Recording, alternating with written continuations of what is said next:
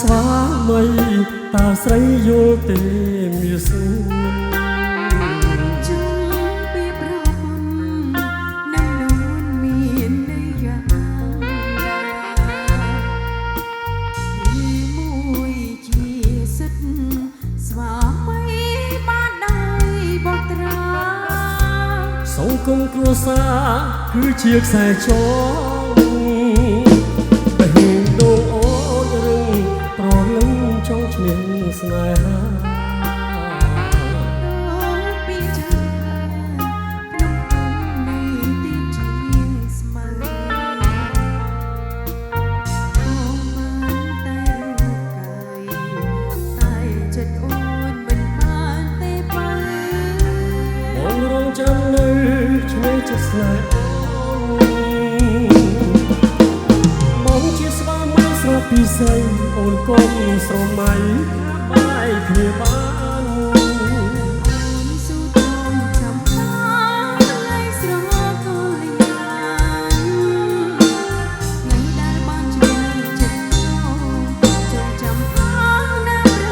ស្នេហ៍ស្នូមេខំខំគង់ใจដួងព្រះច័ន្ទ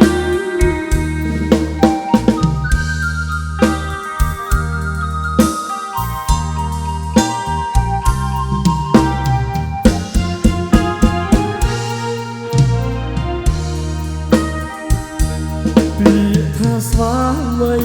តើស្រីយល់ទេងាយស្រួល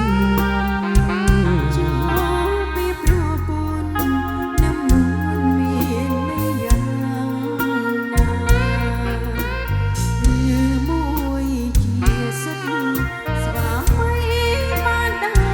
បោះត្រាសង្គមគ្រួសារគឺជាខ្សែចងបេះដូងអូនរឹងប្រលឹងចង់ឈ្នះស្នេហាពីជើងក្នុងគុំនេះទីជាស្មើអូបានតែរូបកាយតែចិត្តអូនមិនបានទេបើបងរងចាំនៅឆ្នេរចិត្តស្នេហ៍អូនបងជាស្វាមីស្រស់ពិសេសអូនកុំស្រមៃបាយគ្នាបានអូនស៊ូទ្រាំចាំបានស្រកលយ៉ាងនឹងតែបានជាចិត្តចងចាំអងណាស់រស្នេហ៍ស្នូមេខំខំគង់ใจដួងព្រះច័ន្ទបងជាស្វាមីស្រស់ពិសេសអូនកុំស្រមៃបាយគ្នាបាន